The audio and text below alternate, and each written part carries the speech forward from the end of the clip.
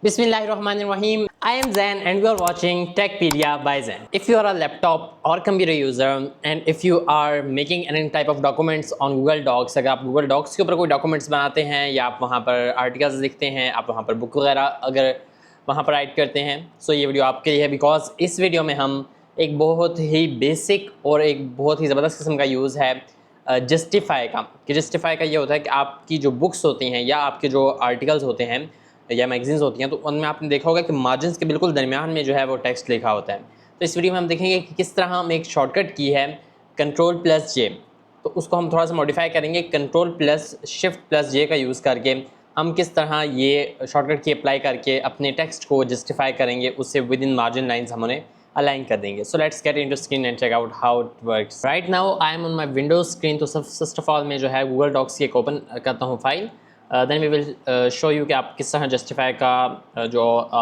Function है वो apply कर सकते हैं बाय यूजिंग अ शॉर्टकट की। सो यहाँ पर मैं एक गूगल डॉक्स ओपन कर लेता हूँ और यहाँ पर एक ब्लैंक डॉक्यूमेंट ओपन कर लेता हूँ।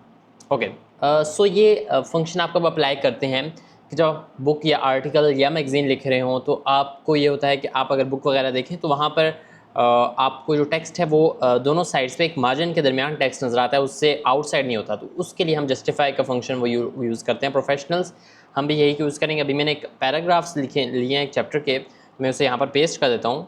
ओके, लाइक दिस वन, मेरे पास 10 पैराग्राफ्स हैं, एक बुक टाइप है, 4 पेजेस हैं। तो अब मुझे आप देख रहे हो कि यहाँ पर जो राइट साइड पे है वो तो बिल्कुल एक लाइन के साथ मार्जिन जो है वो बना हुआ है, बट जो लेफ़्ट साइड है वो यहाँ पर वो मार्जिन के साथ नहीं है। तो मुझे इसे लाइन करना है इस सारे टेक्स्ट को, ओवरऑल 4 पेजेस को। तो मैं यहाँ पर फर्स्ट ऑफ ऑल Ctrl+A का यूज़ करूँगा, तो इसे मैं सिलेक्ट कर दूँगा सब।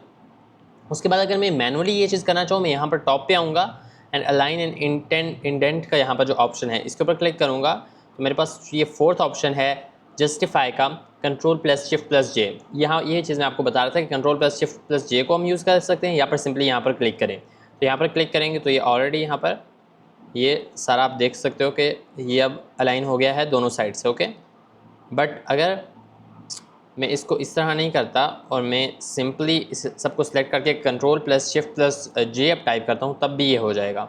Okay, so in this way simply आपके पास बहुत ज़्यादा अगर कहीं टेक्स्ट लिखा हो या बहुत ज़्यादा पूरी बुक्स लिखी हो तो वहाँ पर आपको करना बहुत ज़्यादा ईजी हो जाता है just by using a shortcut की Ctrl+Shift+J। ये आ गया Ctrl+J का मेन मतलब फंक्शन, जिसको हम Ctrl+Shift के साथ यूज़ करके हम इसके अंदर यूज़ कर सकते हैं। नेक्स्ट जो एक और फंक्शन है Ctrl+J का वो ये है कि आप अगर सिंपली गूगल में Ctrl+J को क्लिक करते हैं तो आपके पास यहाँ इस तरह का एक जो आपकी डाउनलोड हिस्ट्री है वो शो हो जाएगी, जहाँ से आप फर्दर उसके ऊपर फंक्शंस परफॉर्म कर सकते हैं। Now there is another thing कि अगर आप अगर आप MS वर्ड में यही सेम डॉक्यूमेंट अपना टाइप वगैरह कर रहे हैं तो वहाँ पर आपको इस तरह ही सिलेक्ट करके बट आपको Ctrl+J सिंपली आप टाइप करेंगे तो आपका जो है वो टेक्स्ट लाइन हो जाएगा। So this was the small shortcut keys and there uses in your laptop or computer while writing any document. I hope so you like this tutorial. Thank you for watching.